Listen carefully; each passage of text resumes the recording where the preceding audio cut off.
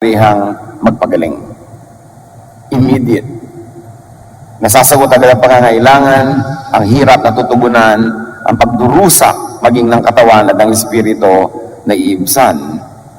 The Jesus ministry is from God, and in this case, it is validated by His power to heal the sick. Luke 5:18 to 19. Some men came carrying a paralyzed man on a mat and tried to take him into the house to lay him before Jesus. Kawawa ang mga tao, kahit manually, bubuhatin nila yung mahal nila sa buhay na may sakit, dadalhin kay Jesus, dahil buong buhay, naghahanap sila ng lunas, wala naman silang natagpuan. When they could not find a way to do this because of the crowd, they went up on the roof and lowered him on his mat through the tiles into the middle of the crowd, right in front of Jesus. Sobrang puno ng tao ang bahay, hindi maipasok ang may sakit, buhat-buhat pa. Dinala sa bubungan, binakbak ang bubong at pinadaos-dos sa pamamagitan ng butas sa bubong ang pasyente. Luke 5:20, when Jesus saw their faith, He said, "Friend, your sins are forgiven."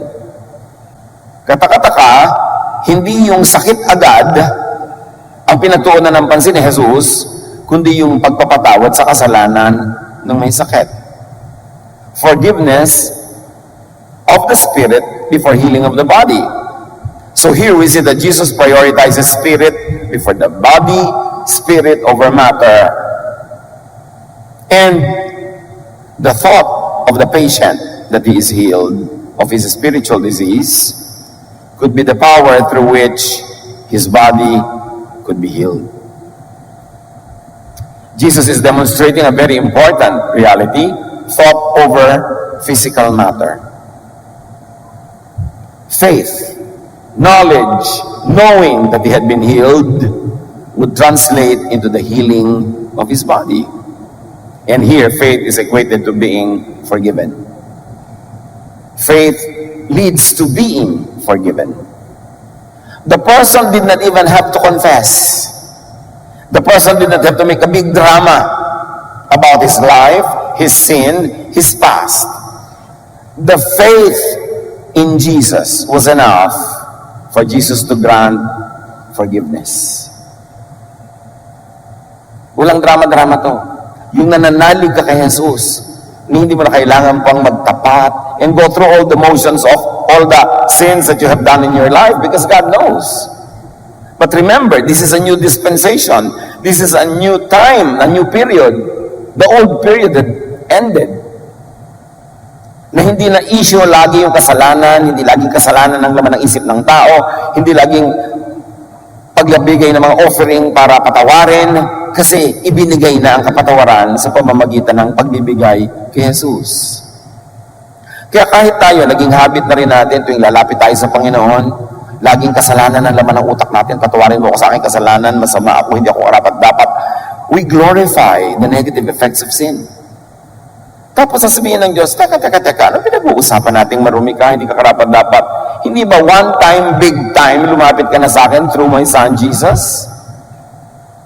At pinatawad na kita one time, big time? Bakit yung makikita-kita tayo, ang inuungkat mo lagi kasalanan na parang walang naganap na pagpapatawad at paglilinis? Paano po lagi naman magkakaroon ng mga pagkukulang araw-araw, mga pagkukulang, kasama na yon sa pinatawad.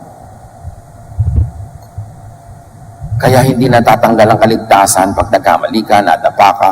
Hindi lisensya para mag-abuso ka, pero yan ay para ka maging mapagpasalamat. Nabuti na lang, wala sa performance ko, hindi sa performance ko nakasalalay ang aking kalinisan, kundi sa paglilinis ng Ama sa pamamagitan ni Jesus. Kailan kaya natin maintindihan ito? Kalahating paa, isang paa natin nandun sa mga laws na laging tayo inuusig, at isang paa natin nandun sa grace ng God through Jesus na tayo pinatawad na. Tapos, pagkakaliwa yung inihakbang mo, nasa kasalanan mode ka, pagkanan, nasa forgiven mode ka, kaya matanggal, bumalik ang kaligtasan, kaya walang tigil na kauusap tungkol sa kasalanan, batuhan, silipan, paghuhusga, na parang hindi pa pinawi at inalis na ng Diyos ang issue na yan. Ang issue na ngayon, ang kabutihan ng Diyos, ang kabaitan ng Diyos. Kaya puro tayo pagpapasalamat at pagpapagaling.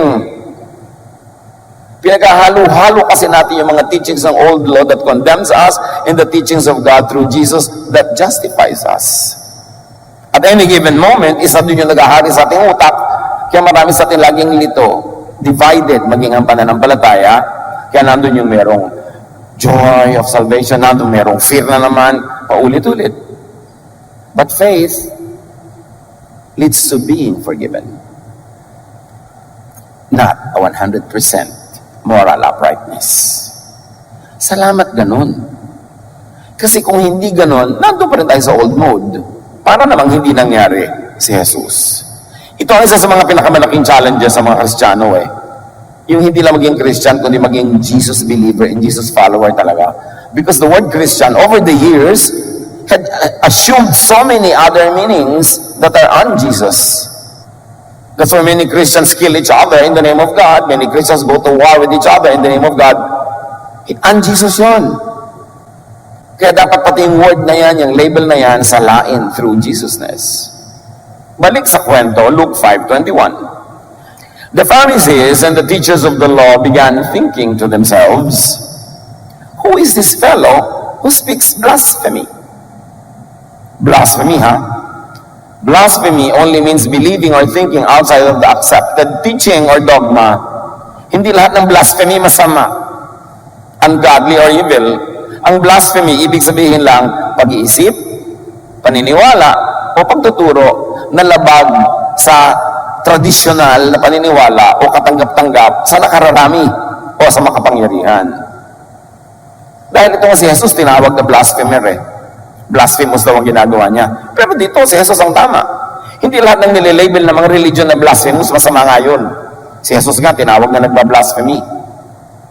Blasphemy only means hindi ganyan ang ating nakasanayan at tinatanggap na katuruan.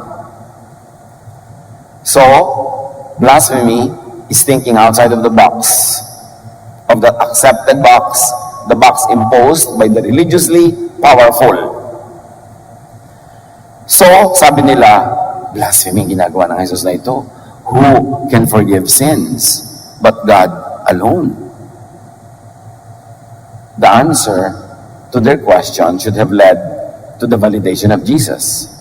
If it is God alone who could forgive sins, and Jesus forgives sins, then He must be of God. He must really be who He claims to be. He must really be the Son of God. Now, traditional teaching could label anything new to the ears, anything not readily understood. Traditional teaching could label the words and deeds of Jesus and even Jesusness as blasphemy.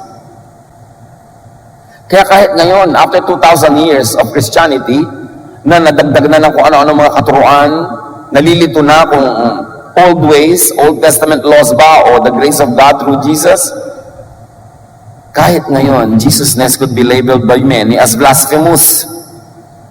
Hindi naman katakataka yun kasi si Jesus nga mismo, tinawag nilang nagbablasphemy. Luke 5:22. Jesus knew what they were thinking and asked, "Why are you thinking these things in your hearts?"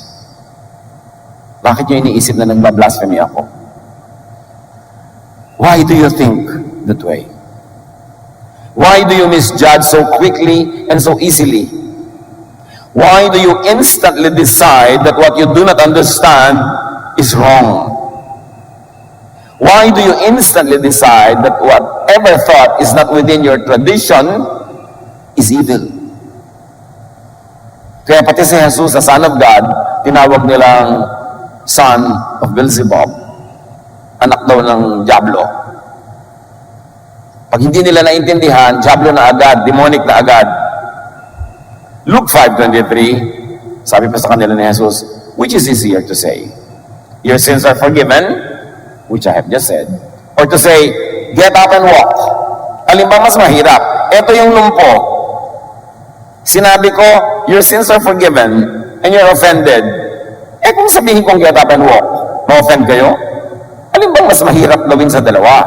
Jesus equates being forgiven with getting healed. And here is a very important lesson in the story, mga kapatid. Jesus equates being forgiven, meaning being balanced, with getting healed.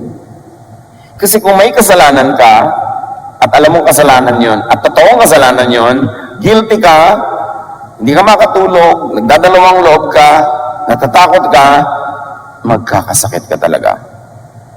Mind over matter. Eto ngayon yung mahirap. Guilty ka sa isang akala mo'y kasalanan, hindi naman pala. Kasi marami silang inaakala na puro kasalanan, hindi naman pala. Itinuro lang sa kanila mga religious leaders para madali sila makontrol, o kailangan talaga ng lipunan nila ng oras na yon, kailangan ng kanilang tribo sa panahon na yon.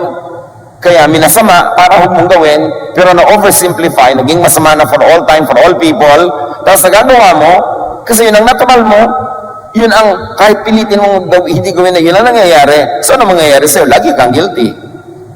Laging hati ang iyong loob. Lagi kang takot. At ang pinakamabigat sa lahat, hindi naman pala dapat. Dahil invento lang ng mga pari na ipinagbawal, hindi naman Diyos ang nagbawal. Tapos guilty ka dyan. Pagkatapos lagi ka nanguusik ng iba, ang gulo-gulo nyo, nag-aaway-away kayo sa bagay na di naman pala dapat.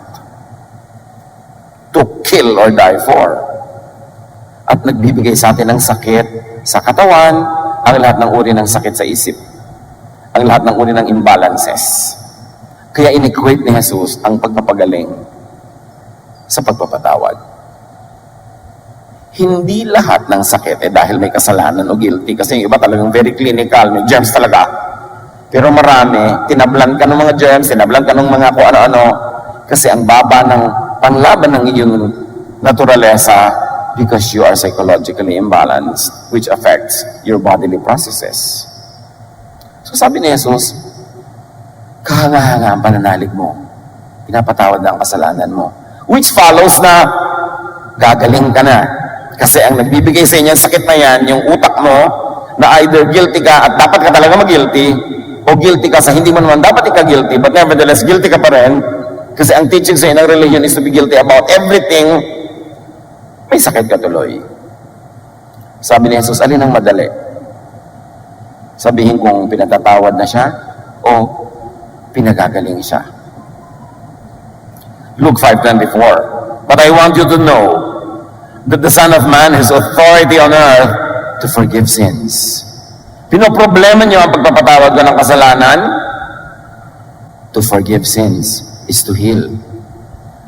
So para patunayan ko sa inyo na meron akong kapangyarihan, karapatan magpatawad, pumunta na tayo sa part 2, yung bunga ng pagpapatawad, yung paggaling.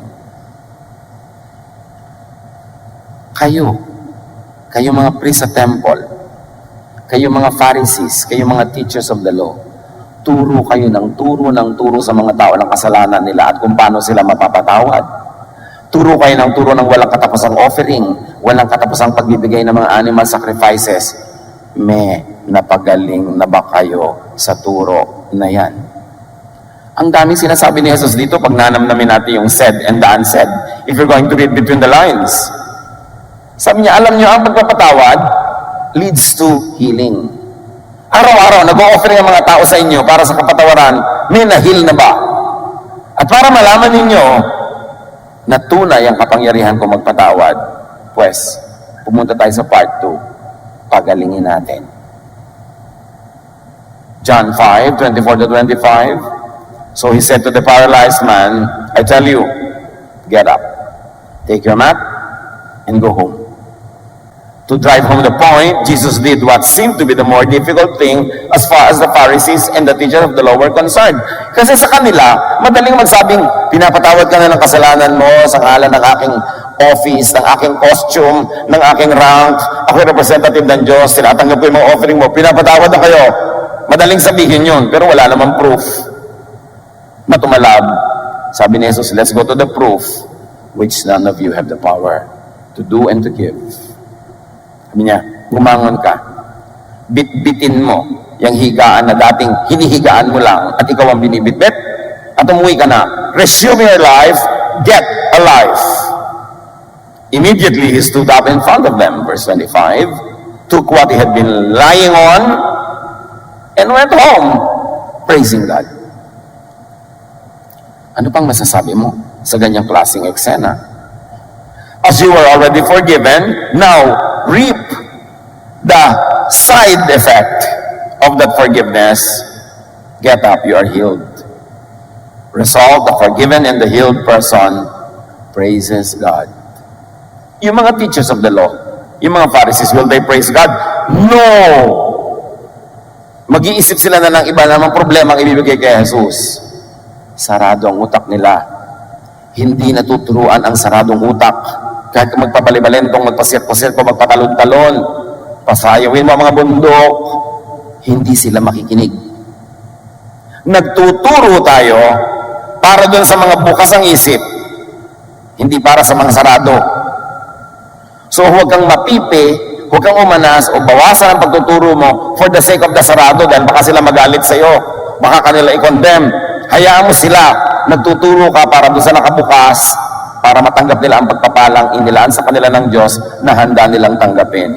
Huwag na huwag mong isasara ang pibig mo ng pagtuturo ng mga pagtuturo ni Jesus, ang kanyang pag-ibig, ang kanyang pagpapalaya to please the Pharisees, to please the teachers of the law. They will never be pleased. Luke 5:26, everyone was amazed and gave praise to God. They were filled with awe and said, we have seen remarkable things today. Something that never happens in their daily activities at the temple. 5 times a day they prayed there. Mark 1:27, the people were also amazed that they asked each other, what is this? A new teaching and with authority. Nandun ang pag-asa ng mga paralitiko, nandun ang pag-asa ng mga paralyzed by their body that were made sick, by their sick spirit that was made sick by their guilt, by the law, the new teaching of Jesus, the teaching that has authority, the teaching that has results. Kaya mga natuturuan talaga ng Jesusness, they come to terms with the reality. They get to apply the love of God to their insufficiencies and deficiencies and imperfections, and they become clean not by their performance but by their faith in Jesus. They end up praising God. They lift the beds on which they were being carried, and they go home, resume alive, get alive. Nangyayari yan physically, emotionally, spiritually. Lahat ng tao paralyzed, pero hindi physically. Mayroong mga tao paralyzed emotionally, hindi sila makatanggi sa ayaw nilang tanggihan, hindi nila magawa ang gusto nilang gawin, may kumokontrol sa kanila, para sila mga lumpo, hindi sila makalakad, hindi nila mapuntahan ang gusto nilang puntahan, control sila ng dito ang taong yun, ang taong ito, wala silang laya. Pero ang tunay na tumatanggap ng pagpapalaya ni Jesus, kumikilos, gumagalaw within what Jesus allows. At napakarami nun. Kasi kung ikukulong mo lang ang sarili mo within what Moses allows, ang liit ng mundo mo. Lagi kang mali, lagi kang kulang. The new idea is that Jesus forgives sins, and Jesus is of God. And the new teaching is proven right by the miracle. That miracle happens to every believer, whether or not it is physical paralysis, or emotional paralysis, or spiritual paralysis. The end is, you get to become mobile. You move, you become free. And you praise God in the process and all through it. Mark 2:15-17, isang parallel illustration. While Jesus was having dinner at Levi's house, and Levi was a tax collector and a sinner, many tax collectors and sinners were eating with him and his disciples, for there were many who followed him. Pag nag-Bible study ka sa bahay ng banal, puro banal din ang dadating. Hindi lumaki ang kingdom of God. Pag nag-Bible study ka sa bahay ng isang makasalanan, so to speak, isang controversial, isang outsider, yung mga katropa din na magdadatingan, and you extend the kingdom of God. Pag ang lagi mo lang kasama, yung mga relihiyoso na, ang isasama din yan, relihiyoso rin, hindi dadami ang napapalaya ng Diyos. Si Jesus marunong. He was socializing. Getting involved, nakikisangkot siya sa mga puwera sa lipunan, sa mga latak, yung mga hindi sinasali sa church, yung mga nilalait, yung lagi na lamang nanlilibak, nandun siya. It was the sinners, the rejects, the victims of persecution by the religious that followed Jesus in great numbers. Ang mga tunay na nagsamahan at nagsunuran kay Jesus, hindi yung mga relihiyoso. Yung mga biktima ng relihiyon. Yung mga biktima ng pang-uusig, pangungutya, pagpupwera ng relihiyon, nakakita kay Jesus ng kakampi. Nakakita kay Jesus ng pag-ibig ng Ama ng nasa langit na hindi nila nakikita sa mga relihiyoso. So, pag nandun si Jesus, at is silang magpunta. Mga church people, at is ba sa inyo ang yung mga kamag-anak at mga kaibigan na hindi nag-church? O pasong-pasok sa inyo? O talagang sinisindihan nyo sila kaya tuloy na papasok? That's not the style of Jesus. That's the style of the Pharisees. Verse 16, so si Jesus ay nandun sa bahay ng isang makasalanan, nagdatingan ng mga kapwa makasalanan, at sila ay namamahal ni Jesus, nalilinis ni Jesus, natuturuan. When the teachers of the law, who were Pharisees, saw him eating with the sinners and tax collectors, they asked his disciples, why does he eat with tax collectors and sinners? The question should be, why not? Para ngayon yung mga Kristiyano na mga church bully, makita ka sa mall, bakit yan ang kasama niya? Diba? Nakita niyo ba yung kasama ni sister, ganito, ni brother, ganon? Sabi niya, sino bang magiging kasama ni Jesus kung nag-malling siya? Sa palagay niyo kaya, kabarkada niya yung mga konservative. Kasama niya doon sa food court, yung mga banal-banalan. Nangyari na yan noon. Ang nakakapagtaka, bakit pa ulit-ulit na nangyayari pa ngayon na parang walang Bible na mababasa mo naman? Sabi niya, why does he eat with tax collectors and sinners? The religious leaders wouldn't do as Jesus, obviously. Hindi nila mamahalin, lalapitan, sasamahan ang mga iniisip nilang marurumit makasalanan. 17. On hearing this, Jesus said to them, it is not the healthy who need a doctor, but the sick. I have not come to call the righteous, but sinners. Paano mo tatawag yung sinner kung yung activity mo sobrang banal ang dating, sobrang churchy ang language, churchy ang tugtog, churchy ang lahat? Ang darating lang doon, yung mga church people already. Sabi niya, hindi naman kayo, kung banal nga kayo't malinis, hindi kayo ang sinadya ko. Hindi niyo ako kailangan. Kasi naghahari-harian na kayo. Boss na kayo eh. Kayo na yung kinakatakutan ng mga sinner, kayo yung nagja-judge, kayo yung nagpupwera, para kayong mga konsino. So hindi niyo ako kailangan. Pumunta ako doon sa mga kawawa, kinakawawa, nagtatago sa dilim, inuusig, nililibak ng reliyon. Sila ang pakay ko. Sila ang minamahal ng Ama at gusto ng Ama mahalin ko. Kasi hindi sila minamahal ng religion. Mahalagang maintindihan niya. At sunod pa ni Jesus sa Luke 19:10, for the Son of Man came to seek and to save the lost.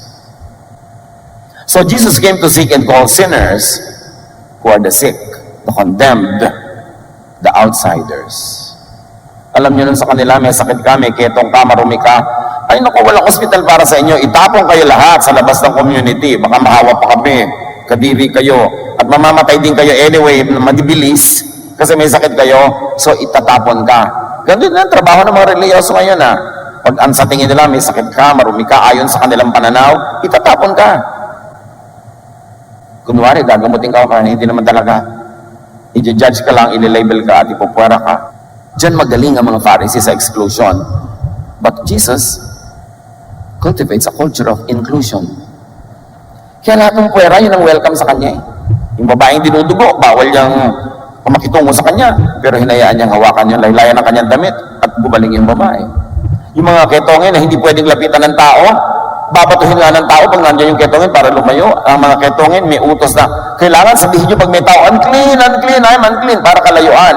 Labelan mo sa sarili mo para kaipwera. Yan ang mga hinipo ni Jesus. Yan ang mga dinayon niya.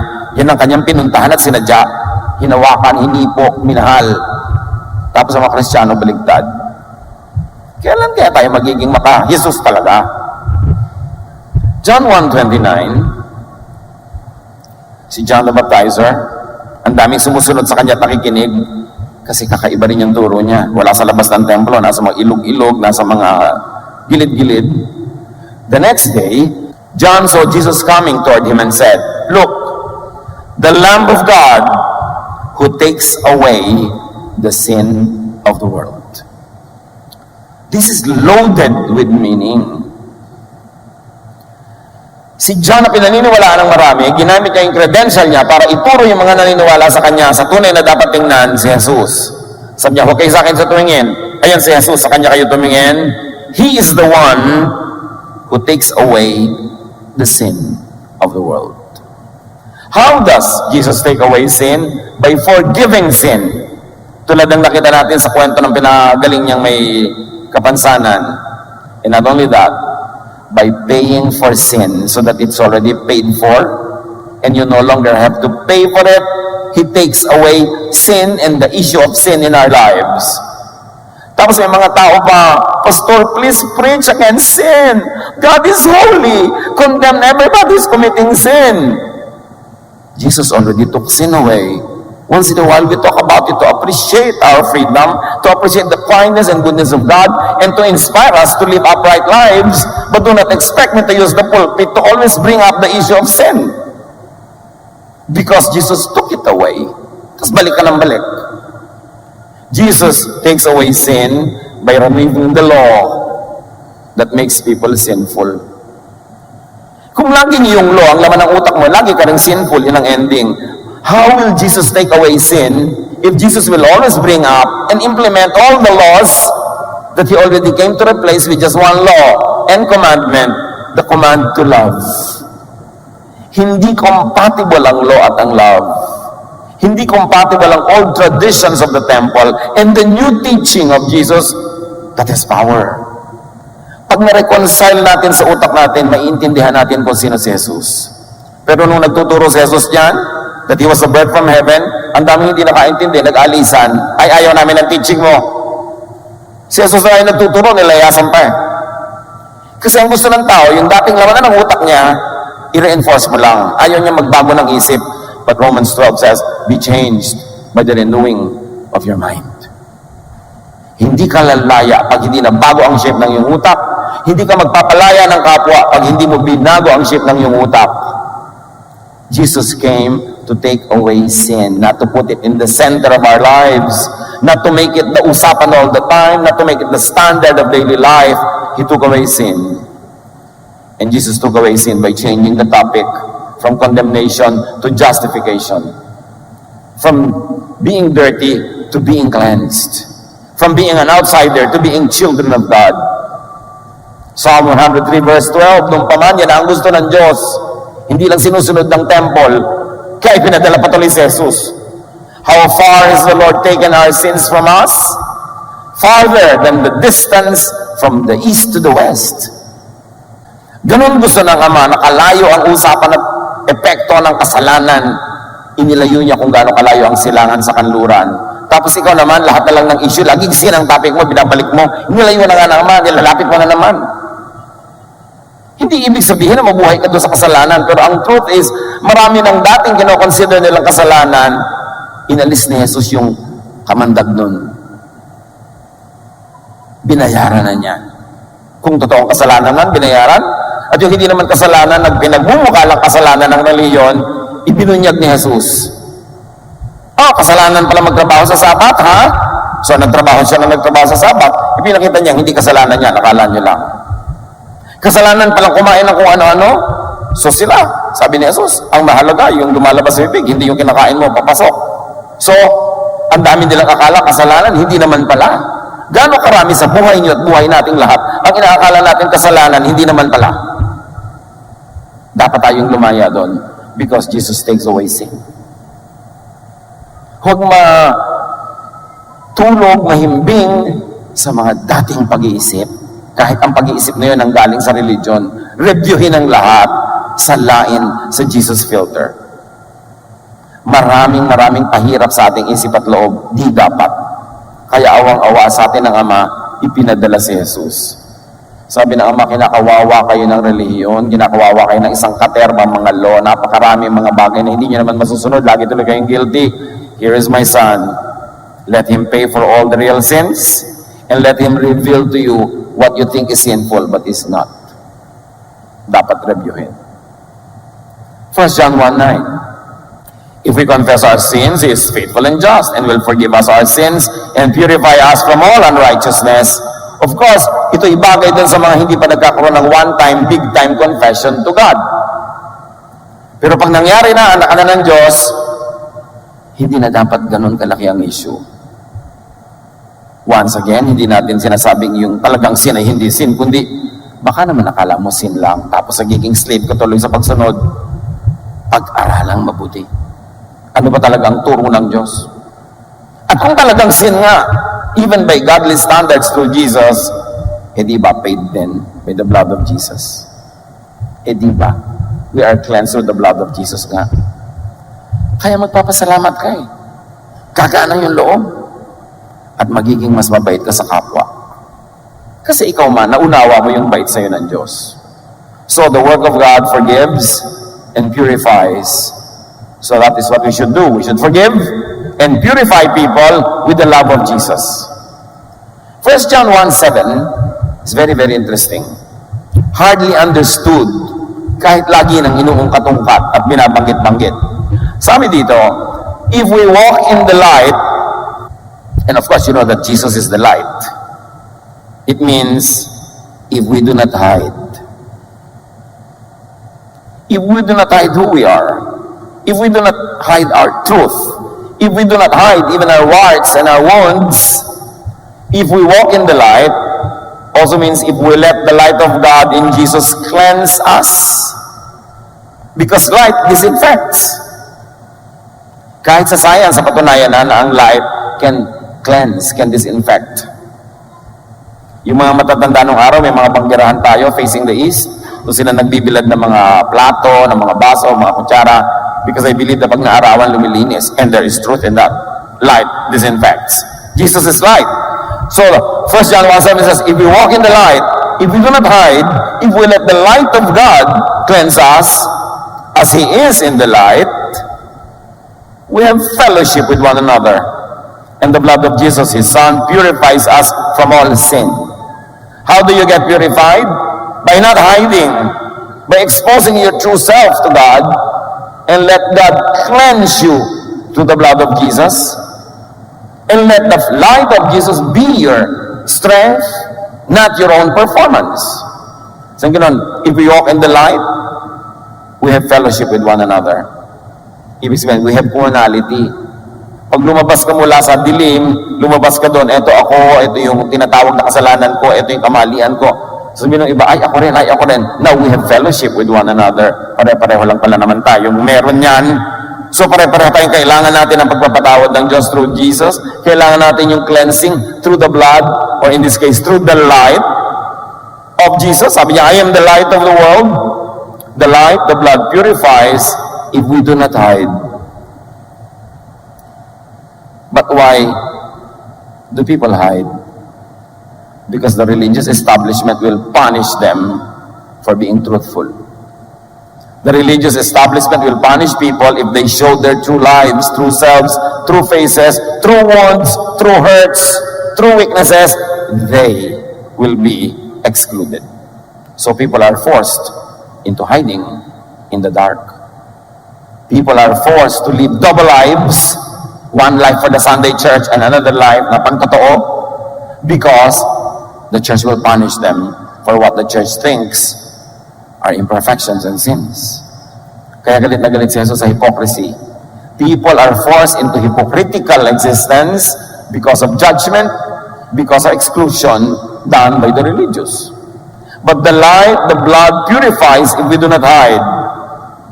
Or said in a better way, deeper way, the light and blood purifies, so there is no need to hide.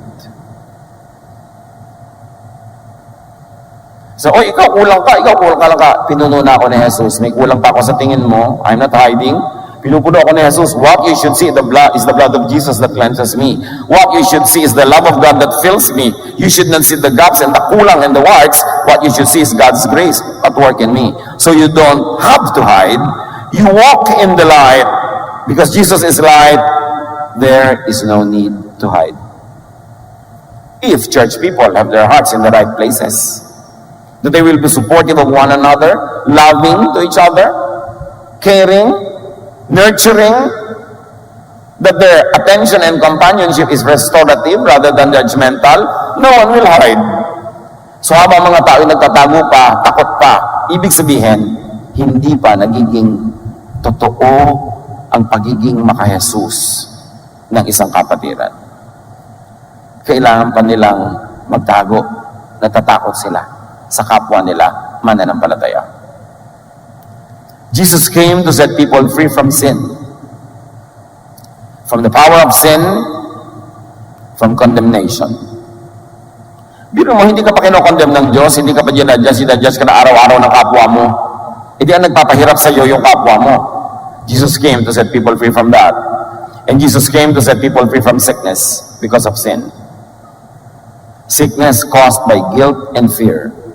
Many scientists are already doing a lot of studies on this. The relationship between physical illness and religious guilt. And they are seeing very, very disturbing connections. Kaya mas maraming relihiyoso, mas maraming psychological imbalances. Kasi laging hindi nila ma-reconcile yung reality nila at yung expectation ng religion. Jesus bridged the gap. Yung kulang mo pinuno, yung dumi mo nilinis, yung kasalanan mo pinatawad, kaya dapat balance ka na. Grace, not achieved by works. And because of the blood of Jesus, the burden is lifted. Suffering gives way to praise. Just like in the case of that paralytic. Jesus does not condemn. Jesus forgives. Why do many church people, why are they in the business of condemnation? That is not the business of Jesus. John 8:10-11, Jesus stood up and said to her, the woman caught in adultery, "Woman, where are they? Is there no one to condemn you?" She said, "No one, sir." Jesus said, "Neither do I condemn you. Go, and from now on, don't sin anymore." Hindi siya kinondemn. Pero sinabihan, may kasalanan ka, tigilan mo. But I will not condemn you. When people condemn a sin, usually they have a target. Kaya kuminsan yung mga taong, sobrang pastor, mag-preach po kayo against adultery. Nangangaliwa ba asawa mo, sister? Po, pumunta na kayo sa akin mag-asawa. Huwag na nating idama yung buong church sa issue na to. Kasi alam niyo yung mga tao kuminsan, galit sa isang kasalanan, hindi naman talaga galit lang sila sa isang taong, ganun yung kasalanan. So gusto niya, bombahin mo ng bombahin yung kasalanan na yun para tamaan siya. Pero ang daming collateral damage. Kaya yung mga iba, gusto bombahin po natin ang buong city kasi may isang terrorist dyan. Ba't di ba hanapin yung isa na yun at siya na lang ang kulong mo? Itadamay mo ang lahat. Kailangan merong focus. Marami kasing madadamay. Ayaw ni Jesus ng ganon. Sabi niya, I want you to rest, to be restful. I want you to enjoy a peaceful life. Romans 2:1, some of you accuse others of doing wrong, but there is no excuse for what you do. When you judge others, you condemn yourselves because you are guilty of doing the very same thing. Hindi ko kasalanan yung kasalanan nito. Pero may iba ka rin kasalanan, tama. Meron po. Di ganun din yung kasalanan lang lahat yan. So when you condemn a sinner, you condemn yourself. Judgmental people burn bridges. Do not burn the bridge over which you too must pass. The bridge of grace, the bridge of forgiveness, the bridge of kindness. Because you too need to cross that bridge. Hindi dahil lang may 3 taong ayaw mo makatawid doon, higibayin mo na yung tulay, pati ikaw hindi makakatawid. Jesus does not afflict. He comforts. Why are so many Christians in the business of afflicting others instead of comforting? Ang ating walang kamatayang favorite verses, Matthew 11:28-30. This is the mission statement of Jesus. If you are tired from carrying heavy burdens, come to me and I'll give you rest.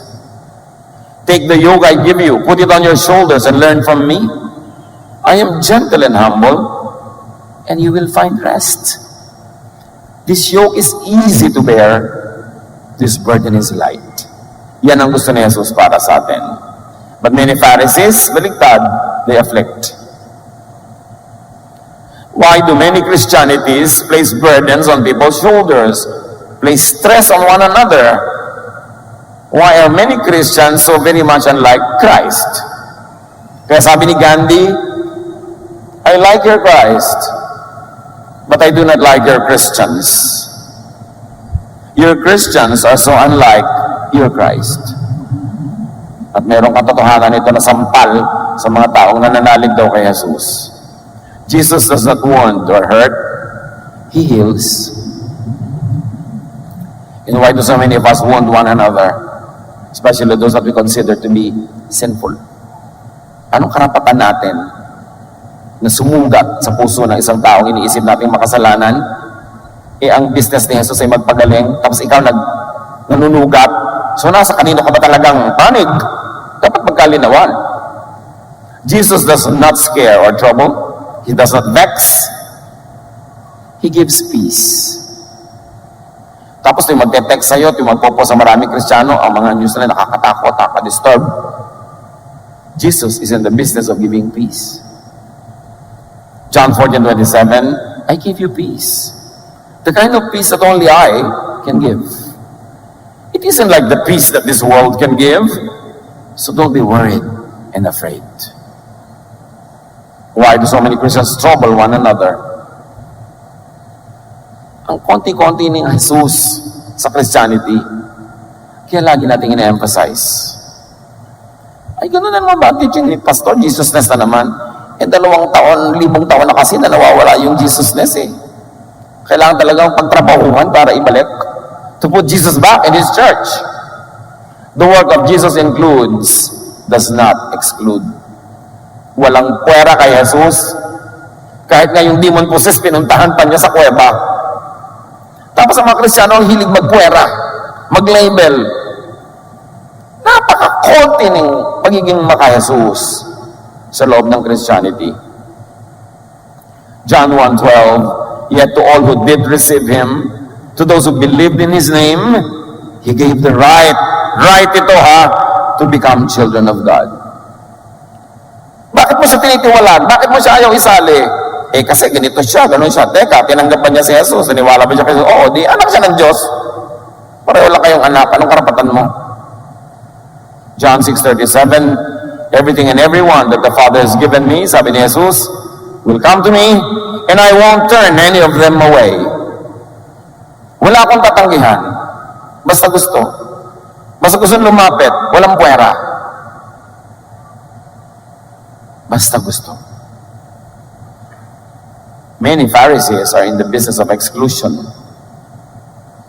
Why do so many Christians exclude other people? Hindi yan Jesus style. The work of Jesus loves, does not hate. And yet many Christian congregations are in the business of hating. They label people, they classify people, and hate certain types of people. That is not the business of Jesus. 1 John 4:7-8. Dear friends, let us love one another. For love comes from God.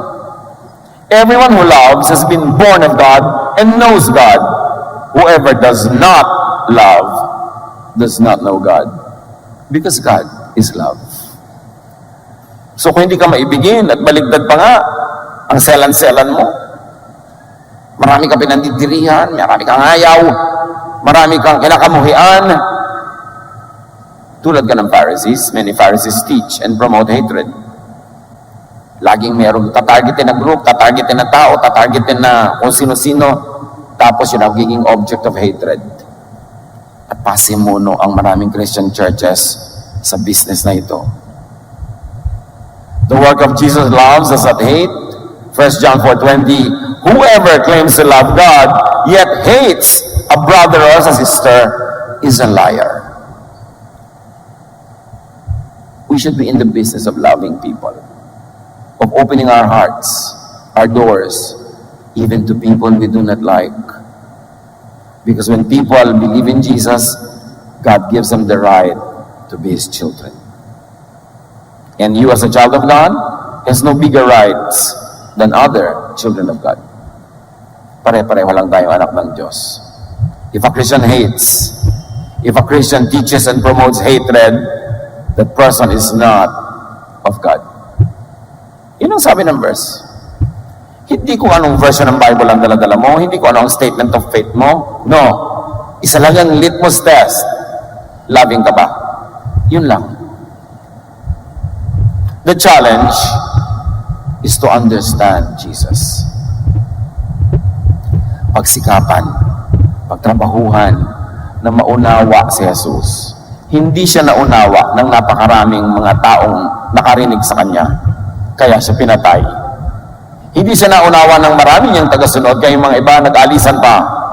Dapat nating unawain kasi ibang-iba. Hindi pwedeng pagsabayin yung mga dati nang nakasanayan na pag-iisip at ang very revolutionary, very new teaching of Jesus that is proven with power. The forgiveness of Jesus heals. So are we healed? Are we healing fast? And do we allow other people to heal?